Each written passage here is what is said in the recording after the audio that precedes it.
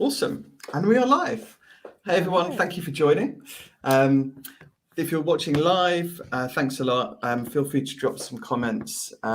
If you're watching on LinkedIn, Facebook, YouTube, Twitch, they should all come through. If you're watching after the event, then feel free to drop me a message after if you have any questions. So today, I want to talk about well-being. I've got Sadie Restorick. I hope I pronounced your name right. Yeah, well done. From Wellity. How are you doing? I'm really well. How are you? Good. I'm really good, thank you. I'm really good. Good. I'm really good. So I wanted to speak about well-being. You know, so many people have been burning out. It's clearly been a super tough 18 months. And just like, people need to find a little bit of balance to their lives, I think. So Sadie, who I'd love to hear what you guys are up to from Wellity, are all over well-being. Sadie, do you want to just tell us what you've been up to and what you guys do? What we've been up to, we've been busy. I'll say that much for sure. So here at Wellity, we work with organisations, every industry, every sector you can imagine across the world to help create happier and healthier working environments. A lot of those are virtual at the moment, but essentially we work with companies to identify the risks and the hazards that could prove detrimental to people's psychological state and help to design and deliver training and interventions and strategies to help overcome those. So nice. we help some people serious be stuff. Healthier and happier. Yeah, absolutely. And it's pretty needed at the moment, isn't it? It's crazy. Like what a moment for you guys. I mean, maybe to start with, how have you looked after your own well-being over this last 18 months? To be honest, it's more a case of just boundaries and balance and setting your own rules, because as we've all discovered over the last 18 months, the rule book's kind of gone out the window of what we do, how we work, how we socialise. Everything has changed. And this is actually a really good opportunity to write our own rules and decide how we like to work, how we like to manage our own well-being. So I've essentially done just that, adapted my schedule, introduced a bit more flexibility. I used to travel extensively across the world for my work. So now a lot more is things via Zoom and video like we are today. So it means that I've got a bit more options in relation to how I can manage my well-being. But getting out in nature, getting out with the dogs, prioritising those things every single day as a non-negotiable is really been the biggest priority for me. Nature's great. As you know, I just came back from a little camping trip. When you get into nature, so it really just completely recharges you. You get into this like nice rhythm, and it's just a nice step away from what you do. Absolutely brilliant. It's really good for the soul. Blue space, green space, it really, really does feed you. And, it's just immersing yourself in that environment. And I think particularly the first couple of lockdowns, it really gave people more of an appreciation of being out in nature, because it's all really we could do, because we were limited to a walk a day. And it's like, well, I'll make the most of this then. I know. I spoke to my vet and he said he's never been busier. Everyone's been getting dogs. Yeah. The dogs encourage you to get out, which is really good.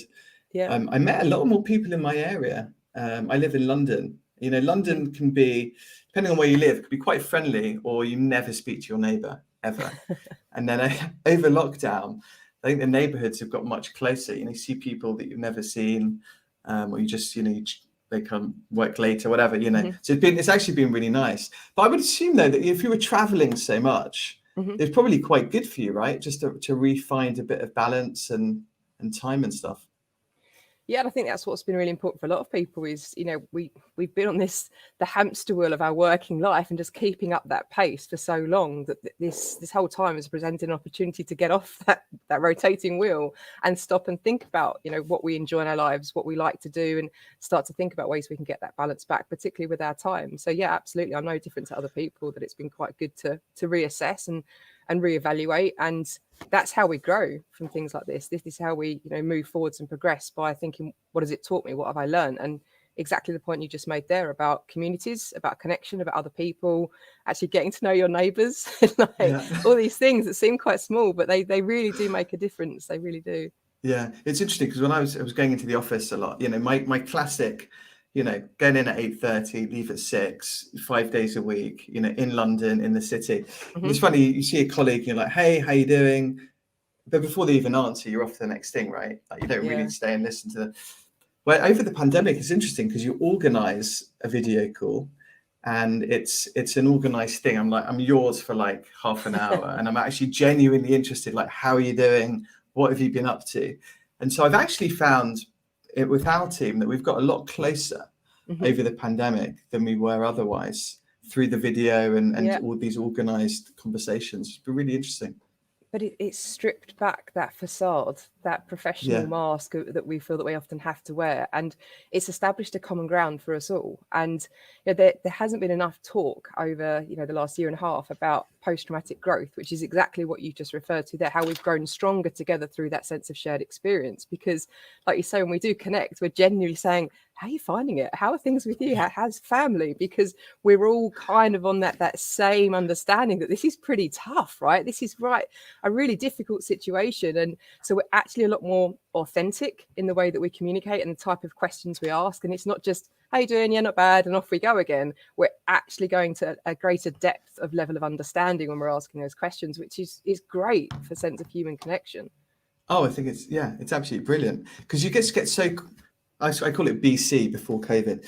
Before COVID, it was just, you got into this whole, your routine. I've been working for, I don't know, probably up to 20 years now. I sound old. But it's been the same. I've stuck to the same routine, the same things, the same activities, which I like because we are creatures of habit. But when things completely change, it just gives you a new energy. Yeah, it's interesting, and it's nice to form these new habits and stuff. And the human connection bit is been for me fantastic. And I do like face to face. Don't get me wrong. It'd be great to see you for a coffee in person. Yeah. But I made some really good friends this year over video, I have to say. Yeah, but it takes down all the barriers, doesn't it? Because, like we were saying before we hit record, it's very much the case that, it takes down all the geographical concerns about how you'll actually connect with people. Because right now we can talk and speak to anyone. We can have anyone listening to us right now. And that's been the wonderful thing about the connections that we can strike up at the moment. And, like yourself, I've been in this industry for a long time. I've worked in the sector for 11 years, and it has been an opportunity to refresh and revitalize the way that we do things. And again, talking from a growth positioning, it's been wonderful to see how organizations have pivoted their approach to how they look after the well-being of their staff, because you can't possibly expect it to stay the same. People have changed, our working lives have changed, and our perspective of that has changed. So essentially what we need and want from our employers has also changed. So that's a good thing, though. It's an opportunity to move forwards and progress rather than stay still. Very true. However, what I found also interesting is people were campaigning for work from home pre-pandemic, right? I did a bunch of talks, and it was this whole, this whole movement, this whole trend was building, work from home, flexibility, and then we were forced to. And I don't think this really has been the work from home that people were campaigning for pre-pandemic, because I think it started out, and correct me if I'm wrong, but I think the journey for most people has been, wow, this is really cool. I can work from home. But very quickly, it moved from, I'm probably working longer, harder. I'm not moving as much. I don't get out of my house. I mean, the walks we talked about, we're pretty active, I think, right? Like, I'm out doing my exercise a lot. I was doing Zoom. I don't think most people got into those habits. I think a lot of people, out of bed onto the desk. A lot of people didn't even have a desk. They're working in their beds. So I think very quickly people started to get quite burnt out. And I think, the well-being bit, I think there's two aspects. There's looking after yourself, and then there's, leaders making sure that they're organizing their companies and stuff right. And I think a lot of people have struggled to get the balance right, like personally for themselves. The work-life balance one is an interesting one, because obviously we're talking to a lot of companies at the moment about these next steps forward and this hybrid working transition and what their people are looking for. And the work-life balance, it's remarkable how varied it is in response, because as you say, a lot of people have said, the boundaries are blurred. I can't switch off. I'm living where I work, I'm working where I live, and it's really, really hard to make that distinction. And typically the commute or, the drive home from work will be the time when we switch off and we start to psychologically make that switch, right? So we don't necessarily have that available to us. But equally, others are saying, my work-life balance has soared.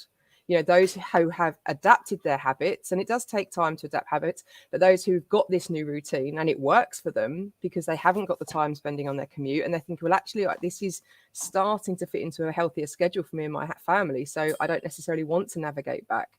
So you're looking at it from very much two perspectives. But it is a problem, and burnout is something that's being talked about a lot more, and there is sort of rising concerns as an emerging risk, but it's essentially goes back to those rules and boundaries that we started off talking about. Yeah, it's interesting because you mentioned some people are enjoying it, and the big thing is, the big question that leaders and businesses are asking themselves is, what do people want? A lot of people have surveyed their employees, asking them, talking to them, and I think for me, there's no one size fits all, right? Like, everyone's different. You might have one person that has a family, kids, they really value more time with their kids, being able to pick them up, choose the working hours, being treated like an adult. Others, a lot of young people I speak to, I mean, they're like desperate to get back to the office. A lot of people meet partners at work. A lot of people get together with colleagues. If you're young, the learning opportunity, sitting next to you in your office would be awesome, right? Someone who's just started, they listen to you talk, they see your vibe, like it's great, right? But if your leader's not coming in, the young people miss that. So I think there's so many different moving parts to, the question of, like, what do people want from their employer? What are you saying? It's trying to navigate and ascertain what people need and what they want, because they're quite different things. So what people need in relation to their well-being, what they need from their organization to do their best, to be their best, and to essentially reach their potential. But then what they want is that above and beyond. So that's going to make them an employer of choice. It's going to help attract talent. That thing that's going to make them say to their friends and their family, guess what my company's done for my well-being? Isn't this fantastic? Because they've actually listened. And yes, the pulse surveys are great. We do a lot of surveying of staff, but it's what you actually do with that data and how you actually translate it into practice. Because as you say, it's not one size fits all. It's using that information to go to them and say, right, this is the data. Now, what do you see as being really beneficial to your well-being? What would make a difference for you? And actually having those open discussions. But to have those discussions, you have to be willing to listen. And sometimes the staff come up with ideas that leadership, the execs, would never dream of. And I've seen it time and time again, where they produce these ideas that, if listened to, and if there's that psychologically safe space where they know that they can suggest these sometimes seemingly crazy ideas and actually feel heard, and that they might actually be implemented. It's just about people having a voice, essentially, that people need right now. Yeah, it's true. I mean, I think pre-pandemic, it felt like it was a nice to have. It was like, well, we have flexible working and we have all these nice benefits. But now, for me, it's a competitive advantage. Like, you have to have it. I mean, it's just, you have to think about it. You have to listen to your people. Simon Sinek, who is probably an author, I'd say, for lots of other things. But his quote, I'm going to get it completely wrong, but he's like, your employees have to love your product before your customers love your product. So if your employees are loving working in your firm, and the leadership are clearly thinking about them as an individual, it's going to have so many amazing benefits. Like, we're really in that place now. Yeah, but that comes down to that sense of purpose and belonging with the wider organizational goals, their mission, their vision. And that's what there's a lot of detachment with at the moment, because that there's not been enough alignment with what we're doing as a collective, as a company, and what you're part of. And that's as we're sort of shifting to this hybrid working, some going back, some choosing to work at home, some doing a bit of both. How do we still keep everyone together moving forwards to the same goal? That's communication, though. That's discussion around what's our vision, and everyone taking ownership of the individual responsibility they have to keep steering that ship in the same direction and not going off on different routes. But that's what's really, really critical, because that's that sense of belonging where people will feel part of something. And that is so powerful, not just for their well-being, but for their morale and their motivation as well. Yeah, no, definitely. It's hard to do. I mean, because I know a lot of leaders are in the same spot, never gone through a pandemic before, also at home, also struggling with their well-being, and all their employees looking for them for the answers. So, it's quite interesting to appreciate that. I think that everyone, no matter what level you're at in an organization, we're trying to find your feet. It's not easy. But they don't have to pretend it is. No, that's nobody true. has all the answers, and I include myself in that, but we're all learning, we're all growing, and we're all trying to do the best we can. And that's what the leadership message needs to be, because that demonstrates vulnerability, that demonstrates authenticity, and it's when they try and pretend that they do know that people will see through it a country mile. And people, like to engage with the leadership who are honest with them, that are transparent, and that they say, this is what we're doing, this is why we're doing it, these are why we're making the decisions for you and for the business. But they keep on communicating, they keep on asking those questions. That's what's really key. But no, it has been tough. It's been tough on leaders. It's been tough on HR. That's one of the reasons, we launched the Great British Workplace Wellbeing Awards earlier this year, because we wanted to recognise that people have been really working hard to do their best and to adapt and to be flexible in the face of ever-changing reality. But it hasn't necessarily been easy. So I think recognition of that fact is, like you say, really, really important. Yeah. What are the awards? When did you develop the them? awards? What are they? Tell me. So these went live, open for nominations last month.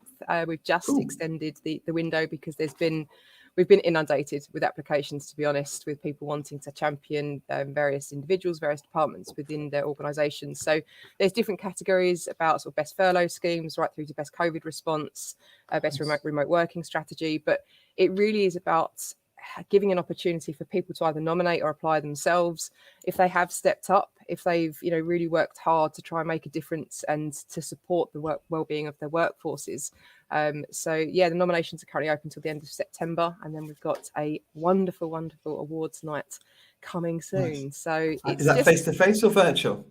Face-to-face is the plan. Yes. Like we say, we like face-to-face, a face-to-face event in London, a real chance just to really openly acknowledge and champion and cheer for the people that have stepped up and worked really, really hard. And, we've seen this in a lot of conversations, that it's a lot of responsibility to know how to best manage the well-being of a team. And, particularly when you're looking at certain big departments, it's a lot to try and think, what do we do for the best? And these individuals not only are tasked with taking care of other people, but they've got to take care of themselves as well. So we want to highlight those people and we want to champion them and really shine a light on the good work they've done. Nice. So on that, how can you go about developing a great well-being program? Like, there's a few things that you can start to think about if you haven't already thought about it, which you should have done. Yeah, I think it's firstly reviewing what you've got already. Because a lot of the time organisations have some great resources, great benefits in place, but either they're not being utilised effectively, they're not being communicated, staff aren't necessarily engaged with what's being provided. So have a review of existing benefits and what's working and what isn't. So things like EAP provision, different benefits that might be provided to staff. Are they using it? Do they know what's available to them? Looking at what data you have in relation to engagement surveys, wellbeing surveys, if you're doing stress risk assessments, so all the data that you have available to you and what message it's sending. Focus groups is a really, really good way to start with, starting to engage with staff as well. It gives you a real opportunity to sort of go under the bonnet, if you like, and really ask those questions, because there's only so much you can get in relation to surveys and how much that can tell you. So really exploring that data and that information, and then putting together a strategy, but making sure that strategy is evidence-based and it's got goals. Because so often people say, we've implemented this to improve the well-being of our staff, and it's not actually got any goalposts to say what success looks like in that perspective. I mean, what does that even look like to succeed with that? So really be quite specific and focused on what you want to do with the things that you're implementing, because otherwise you don't really know if you're making progress.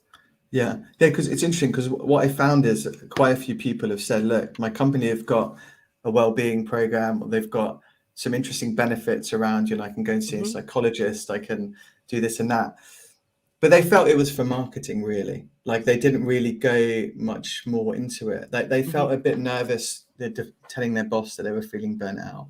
They didn't want to be the next one out the door, things like that. And so it feels like, a lot of firms are saying they're doing stuff and they're putting these benefits in place, but there's still, I feel, a gap between the ones that are actually really implementing it and making it part of their culture, and those that they're not quite there yet. Are you seeing the same thing? There's a huge gap. Yeah, absolutely. And there's some wonderful things being provided, but as much as great training, like you say, great benefits, counselling, all these different things that we can provide, it's the day-to-day working experience that we're really concerned about. And when you think about, culture has been a really buzzword, workplace cultures, and how we can maintain cultures and what values we need to promote, all these different things. But when we're talking about culture, we need to be mindful that there's two different types. So we've got the cognitive culture, which relate to a lot of things that you've just been saying, that companies say, wellbeing is important to us and our staff. You know, we've got all these different things in place. This is what we really value as an organization. So that's what we basically say. But the emotional culture is what we do. And it's how people actually feel about going to work and working within that organization. And often the two don't align. There's not consistency between the two. It's like you say, all these great things are being provided, but an employee doesn't actually feel able to go to their boss and say, I'm struggling with the pressure that I'm operating under. So there's a conflict and a clash. And in fact, they can actually have a negative impact. All the wonderful things that are being rolled out and invested in, if people think you're just ticking a box, you're just doing it for PR, you don't actually care about my well-being. So it's starting to think how you can make sure that the two align and are consistent, essentially. It's crazy. I spoke to some, I actually got I'm going to put the message, I'm going to put the question on the screen actually, but just the context behind it is this person was in a team and people were being let go. She was getting more and more work, but they weren't hiring anyone else. So she felt her workload got more and more, and she got to the point where, I mean, she dropped me a note just to ask my advice on what to do. And that's it. And that's quite classic. I've had so many people that have asked similar questions. You know, it's like they want a break. Their boss is working like super, super hard. They're seeing people go out the door.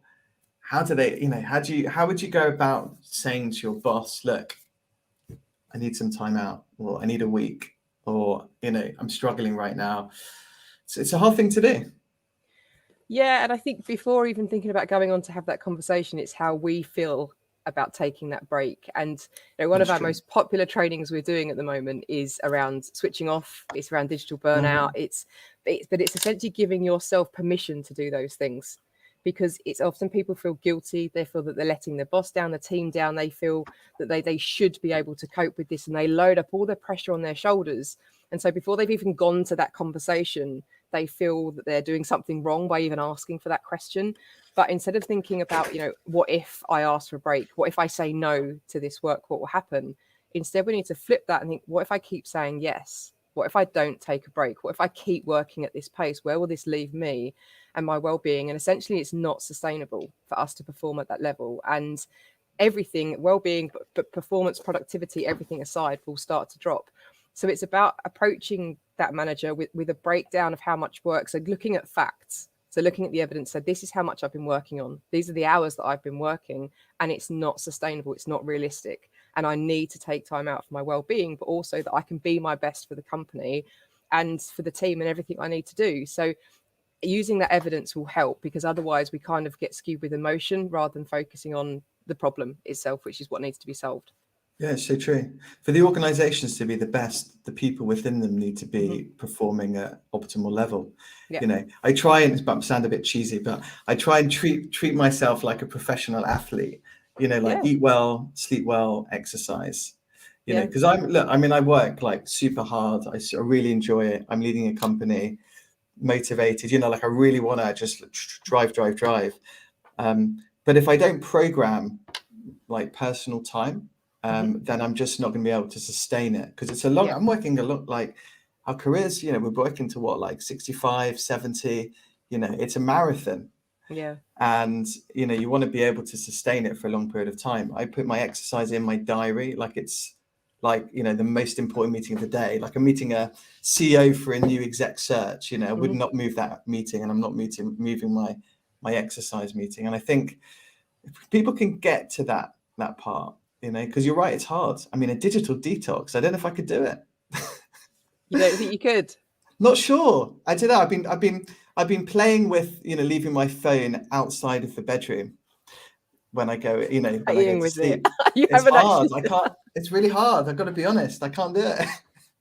So what is that? Is it FOMO? Is it fear that you might miss an email or miss something on socials? Is it an opportunity based anxiety? All of that. Okay. Yeah, of course. You know, like, you know, could get an email. I do work internationally. I like to respond quickly. It's mostly that kind of stuff versus, you know, how many likes have I had on my picture or stuff. I'm not really that fussed on that stuff, but the more, you know, I like to respond to people, emails and things. I mean, I could quite easily leave it outside. I mean, the world's not going to fall over if I don't look at my phone. It's not, and nobody is expecting you to reply instantly. I mean, it always stuns me. And I literally went through this question on a training yesterday afternoon and asked, there was some research conducted, and this was BC, using your language, this is before COVID, pre-pandemic. But just guess for me, Lewis, guess how long you think the average email stays in the inbox unread for. So how long until somebody clicks and opens it? Not necessarily responds or replies, but how long does it stay unread for in a work inbox? Great question. I think it's probably shorter than we think. I'm going to go for like startling. 5 minutes, maybe 6 seconds. 6 seconds, really? But that's how responsive we are. And the problem is that people in the modern day, you know, they've got this perception that to demonstrate that they're professionally reliable, they have to constantly be available. And it's just not the case. And we've gone from, you know, I remember when I got my first BlackBerry and it felt like a revelation. I was so excited. I was like, wow, I can email anywhere. And, you know, we've gone from associating with these devices as being such enablers and making us feel so free and all these options. And now we feel almost tethered to them. And, you know, it's quite interesting. And I know you have people who watch this from the States, but, you know, in a lot of countries, they call these cell phones, right? Yeah. And a lot of people do feel trapped within the cell that is their phone, right. Particularly the work devices, because they feel that the minute there's a notification, there's an alert, they need to stop what they're doing. But the problem is when they are enjoying downtime, when they are going for a walk, when they are with their kids, you know, and there's that quick alert, and we quick just reply to that, it dilutes the quality of that time. It compromises how enriching it is, and that's not true recovery. So when people are working when they're on leave, you know, that's the latest thing is leavism.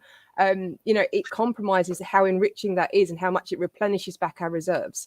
So it's all about energy management. But if we're not actually properly switching off, just turning them off, putting them on flight mode, we're not actually resting. We're not recovering, which is why burnout is soaring.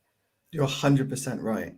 100%. It's funny, actually, I was thinking about this the other day. When I'm with my kids and I'm looking at my phone, it feels like I might as well be drunk, you know, like I'm not really present. I'm like, yeah, let's play the game and whatever. And I'm on my phone looking at emails, and I have to really think, like, take a breath, leave my phone like over there, just put it down and like be present. Yeah, definitely. It's quality time, you know. Exactly. I can just imagine in a few years they'll be like, oh, daddy's always on his phone. Or I mean, they actually already start to say that, but you know, you don't really even a word for it. If the word phubbing, PHUBBING, is literally his phone and snubbing. It's when, you know, when you're talking to somebody and you can see that their attention is elsewhere.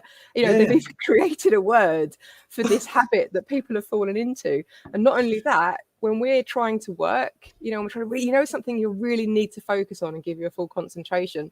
And then you've got alerts coming through, perhaps an email pops up in the corner, a LinkedIn notification, something on your phone. It pulls you in different directions, doesn't it? Those constant distractions, interruptions can actually drop your IQ by up to 25 points.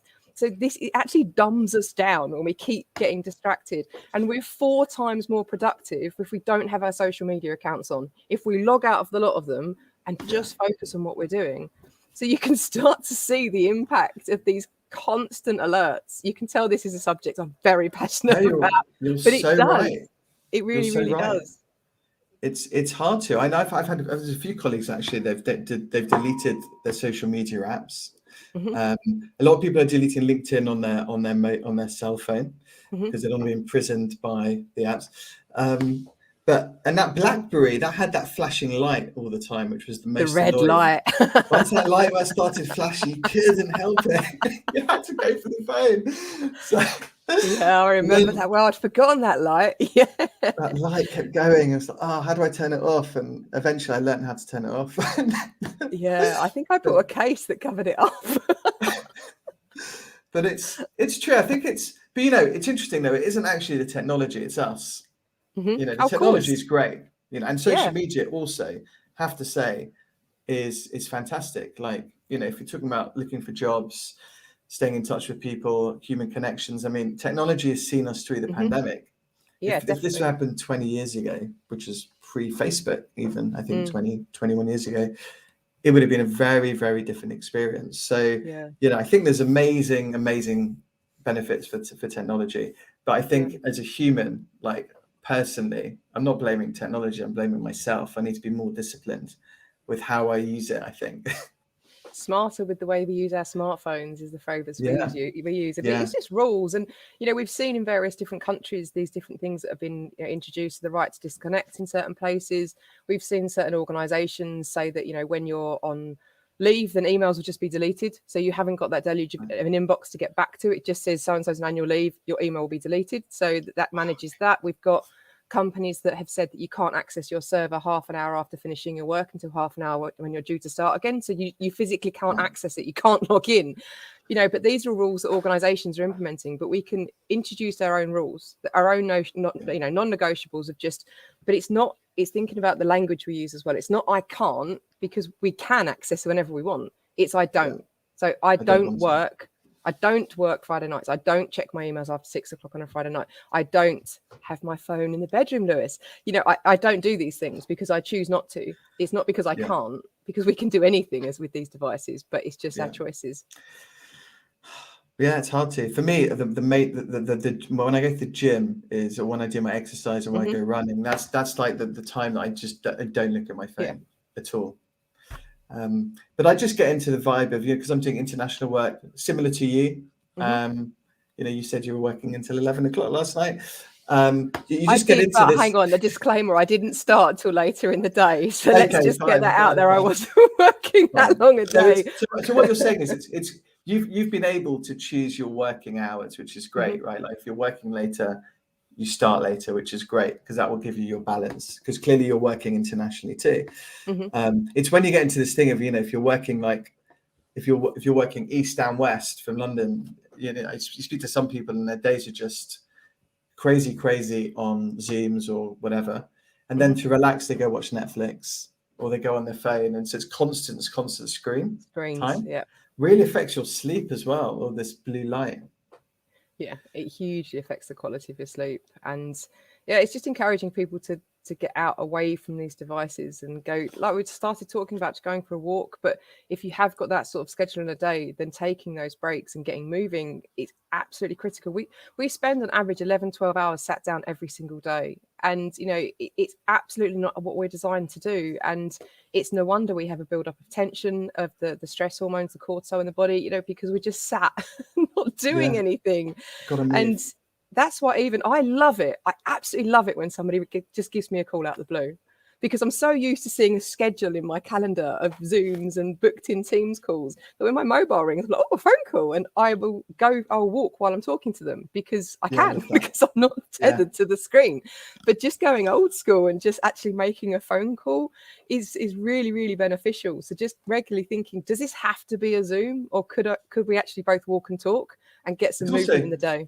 It's amazing. It's also quite intimate. You know, when you've got someone in your ear, it's different from the video. I quite like it. Like it's real.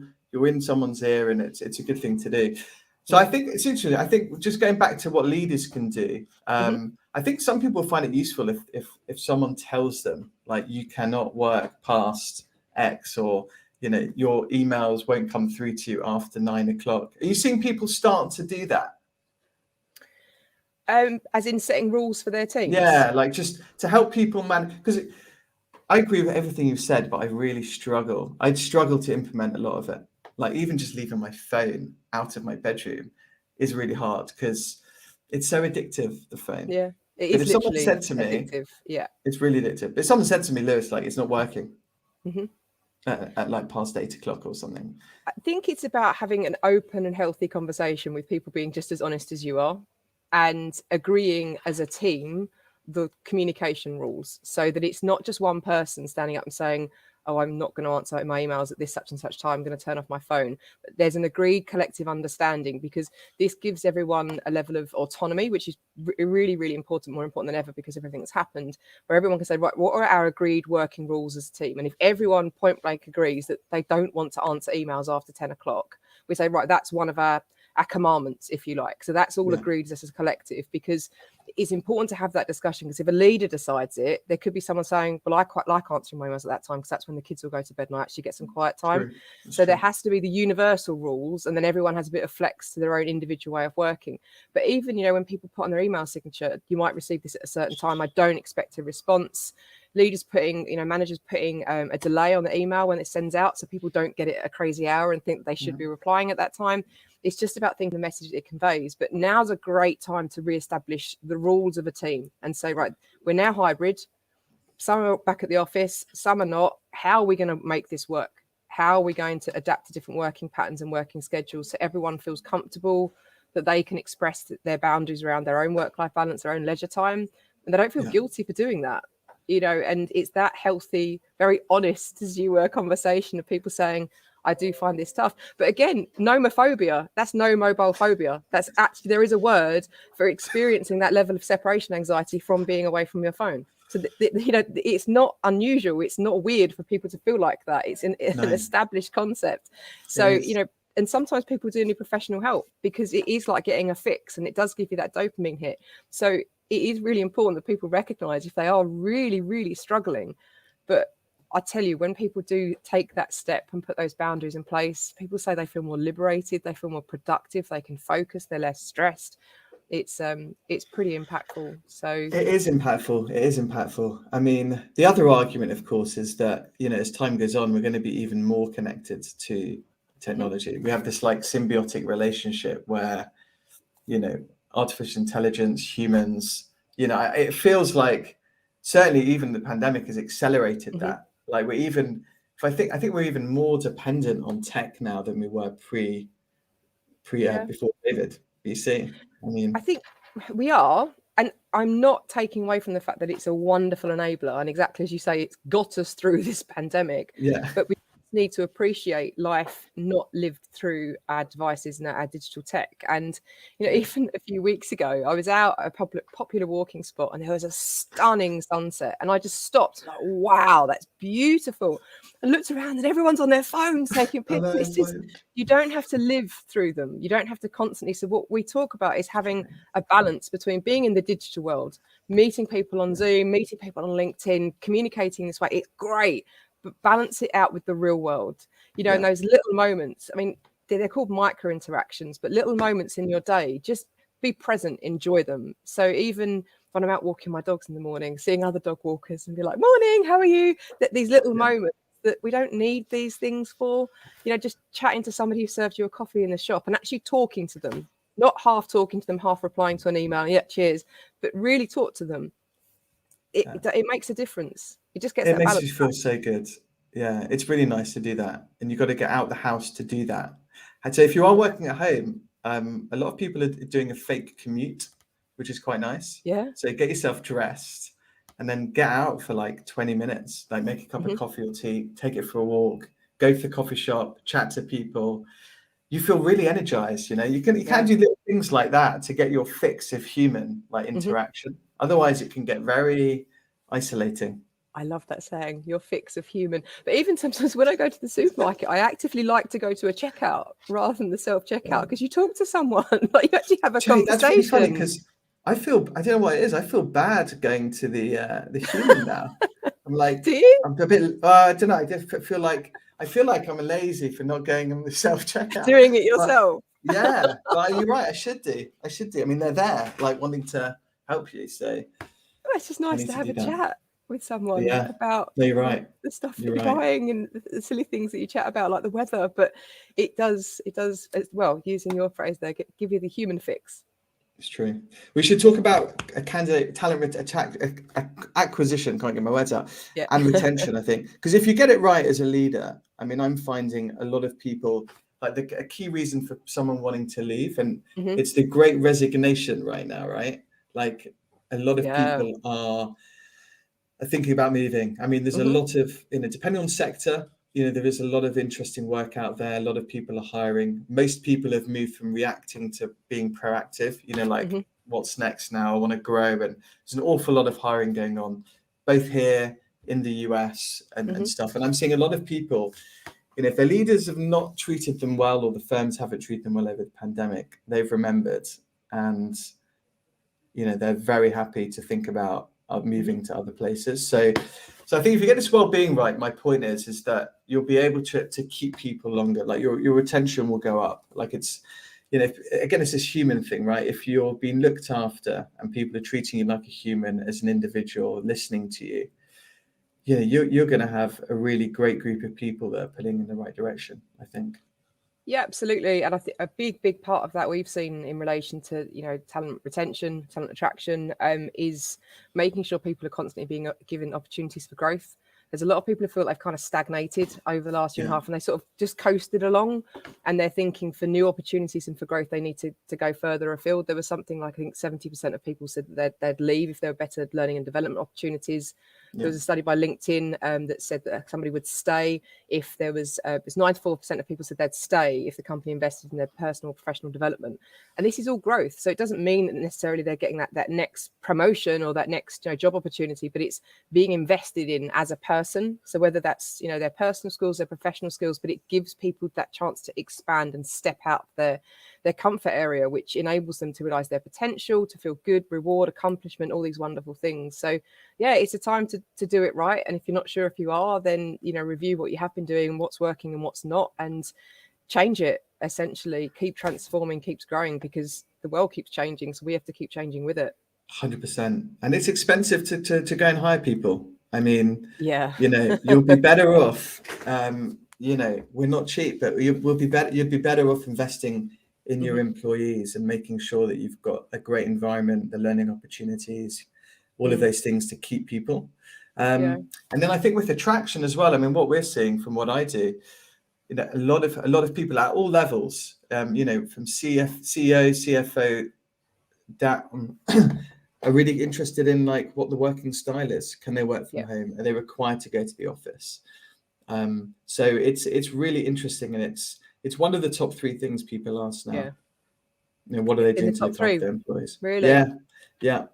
It doesn't surprise me. It's just the culture they're going into, the world they're going into. It's choice and autonomy. After a time where we've had very little choice about even how we shop, how we socialize, suddenly we want to have that flexibility and that say. And particularly a lot of discussions we've had with organizations is about how inclusive their approaches are, whether they're taking into account people's very different needs. You said earlier about sort of younger demographics, younger working populations want different things. They want to be back at work, they want to be socializing, they want to be back engaging with their teammates and their colleagues, whereas those who perhaps a bit older and have a family, that they've got different priorities. So that's why, like you said earlier, there's not a one size fits all. It's, will this company hear me? Will they listen? And will they adjust and be flexible to what I need as a person, as essentially, rather than just trying to sort of force me square peg round hole. Yeah, it's true. So if you're interviewing now, great question I'd recommend asking everyone you meet in your new firm is, how did you look after your employees over the pandemic? I think you'll get a good sense of what the culture and the vibe's like. And ask it to everyone you meet, because you'll meet people in different levels doing different things, and then hopefully you'll get a real sense of what it's like. And you can see in someone's eyes, you can. Oh, over the pandemic, how they or you can just see like a real energized, they were amazing, they let me do this, they provided that. So definitely ask that, because it's important. But that will give the exact impression of the actual emotional culture, not the cognitive one. So when I was talking earlier about, we did this and we said that, no, if you worked there, what was it actually like on the ground? So tell me what the experience was like, because that's the true culture. And that's what people would experience. And that's what people care about, what it's like to be an employee at that company. If they lean back and take a sip of their coffee, it's probably not. I was just about to do that. I'm not going to do that now. I'm a bit self-conscious. But no, it's super important. And I think also hiring as well. I mean, that's changed a lot. And for me now, it's, hire for kindness. Like if you fill your company up with really kind, authentic people, again, the culture, the way people treat each other, that will start to change as well. And if you interview for that, if you look for people like that, rather than just looking for people that tick the skills boxes that you're looking for, whatever, again, you'll start to, I think, make some meaningful change. Yeah, it's just, we talk often about the fact that it's human being, not human doing.